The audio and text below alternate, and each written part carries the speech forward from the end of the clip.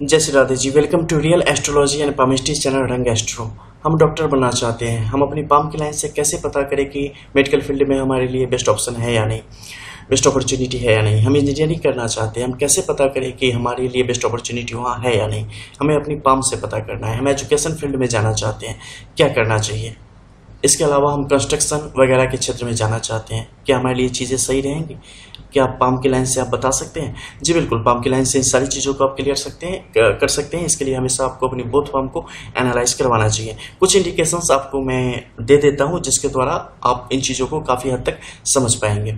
अगर इन सब के बारे में जानना हो, खासकर मेडिकल रिलेटेड हमारे लिए अपॉर्चुनिटी अच्छी है या नहीं है, इंजीनियरिंग हमारे लिए अच्छा रहेगा या नहीं रहेगा, एजुकेशन डिपार्टमेंट हमारे लिए अच्छा रहेगा या नहीं रहेगा, और इन सब डिपार्टमेंट से संबंधित हमें बिजनेस करना चाहिए या जॉब करना चाहिए, यानी कि अपना कारोबार करना चाहिए या जॉब करना चाहिए, इन सब के बारे में आज आपको पता चलेगा। उन सब के लिए जो मौजूदा प्रथम ग्रह है वो है आपका बुध का, यानी कि मरकरी का, और उसके सपोर्टिव, यानी कि जब आप विभागों में चले जाते हैं कि इंजीनियरिंग जाएंगे तो कौन सा विभाग, तो उसके लिए आपको अलग अलग फिर दूसरे माउंट एरियाज देखने पड़ते हैं। तो सबसे पहले हम बात करते हैं कि इसे देखे कैसे। सबसे पहले क्या करना कि इसे संधि क्षेत्र, यानी कि सन एंड मरकरी, इन दोनों को अलग कर देना, बीच में एकदम मध्य से, मिडिल से एक लाइन लगा के, तो इस सेपरेट हो जाएगा इनका एरिया। और मरकरी का एरिया जो है ना काफी सेंसिटिव है, इसे बड़े ध्यान से देखा जाना चाहिए, बिकॉज आपके जीवन के बहुत सारे महत्वपूर्ण जो पहलू है ना इसमें छिपे पड़े होते हैं, और उनके जवाब आपके सवालों के इसमें छिपे पड़े होते हैं।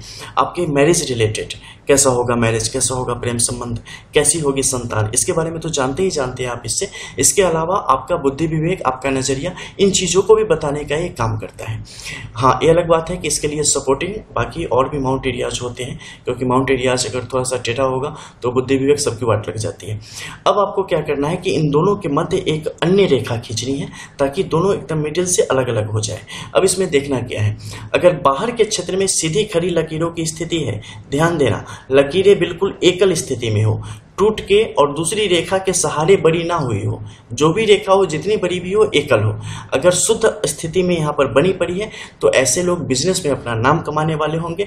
ऐसे लोग अपना फूड्स रिलेटेड बिजनेस करें, ट्रैवलिंग रिलेटेड बिजनेस करें, इसके अलावा मेडिकल इक्विपमेंट और मेडिसिन रिलेटेड अगर कारोबार करते हैं उसमें इनके लिए काफ़ी फायदे की स्थिति बनती चली जाती है, और बिजनेस में ये लोग काफ़ी नाम कमाते हैं और बड़े ऊंचाई तक जाने की इनकी स्थिति बनती चली जाती है। इसके अलावा ऐसे लोग अगर एजुकेशन फील्ड में अपना निवेश करते हैं, डायरेक्ट नहीं इनडायरेक्ट रूप से, तो वहां भी इनके लिए फायदे की स्थिति बनती चली जाती है। अब बाहर के क्षेत्र की बात करें तो इस क्षेत्र में अगर रेखाओं की स्थिति एक है बस, तो ऐसी स्थिति में मेडिकल लाइन में आपके लिए लॉट्स ऑफ अपॉर्चुनिटी है। आप एज ए मेडिकल प्रैक्टिशनर अपने आप को आगे की तरफ बढ़ा सकते हैं। लेकिन ऐसी स्थिति में आपके साथ क्या होगा, अगर मंगल आपका प्रभावी न हुआ तो आप जॉब करेंगे, आप खुद का क्लिनिक वगैरह करके खुद का हॉस्पिटल वगैरह जैसी सिचुएशन तक नहीं पहुंच पाएंगे। अगर यहीं पर दूसरी रेखा छोटी है तो ये रेखा स्थिति क्या करेगी कि आपको हमेशा जॉब में रखने का काम करेगी और एक निश्चित इनकम देने का कार्य करेगी। इसमें क्या होगा कि जब भी ऐसी स्थिति बनेगी, आपका जो लाइफ पार्टनर होगा वो भी आपके साथ काम करने वाला होगा और वो भी आपके साथ साथ उतनी ही अर्निंग की स्थिति में पहुंच जाएगा। अब मान लो कि यहाँ पर दोनों रेखाएं एक जैसी समान स्थिति में है, तो क्या होगा, ऐसे स्थिति में बंदा अभियांत्रिकी की तरफ, यानी कि इंजीनियरिंग की तरफ ऐसे लोग का झुकाव बढ़ता चला जाता है और उस क्षेत्र में ये लोग जहाँ तक अपना नाम रोशन करते हैं। लेकिन जब भी बात आएगी चिकित्सा और अभियांत्रिकी यानी कि इंजीनियरिंग की, तो उस समय आपको देखना पड़ेगा आपके कुछ खास अन्य माउंट, जैसे कि मार्स का माउंट, एक काफ़ी इंपॉर्टेंट है।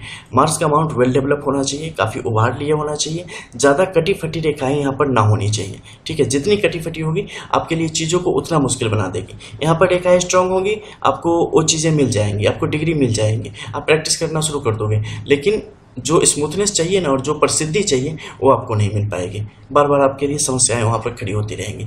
तो इन चीज़ों पर ध्यान देना पड़ेगा, जितनी साफ हो आपके लिए उतना अच्छा। और मंगल की सीधी खड़ी रेखा अगर नीचे तक जाती हो ना तो बड़ा उत्तम है, ये और भी अच्छी स्थिति को दर्शाता है। इसके अलावा गौर से देखना, यहाँ पर अगर ट्रायंगल की स्थिति बन रही हो, ट्राइडेंट की स्थिति बन रही हो, तो जब भी ऐसी स्थिति बनेगी, अगर आप मेडिकल फील्ड में है तो शल्य चिकित्सा यानी कि सर्जरी डिपार्टमेंट में आप नाम रोशन करने वाले होंगे।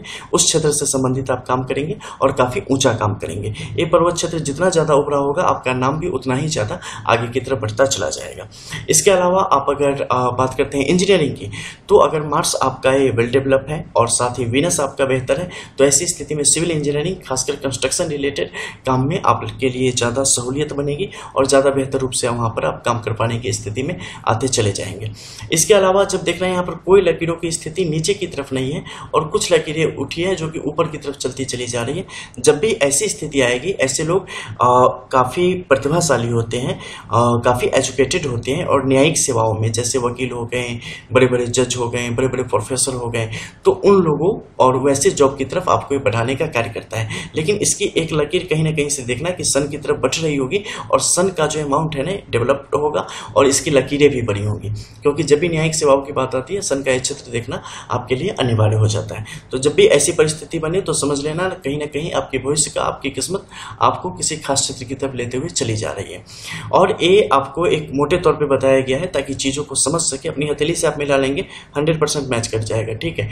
लेकिन आपके लिए क्या और सब बाकी अमाउंट्स के अकॉर्डिंग चीज़ें किस तरीके से है, जो भी करेंगे उसमें सफलता कितनी मिलेगी, कब तक मिलेगी, कब करना चाहिए, कब नहीं करना चाहिए, इनके लिए बोथ फॉर्म एनालिसिस इंपॉर्टेंट हो जाती है और होरोस्कोप एनालिसिस, फिर ही आप किसी नतीजे पर आपको पहुंचना चाहिए। मिलते हैं फिर, तब तक के लिए जय श्री राधे।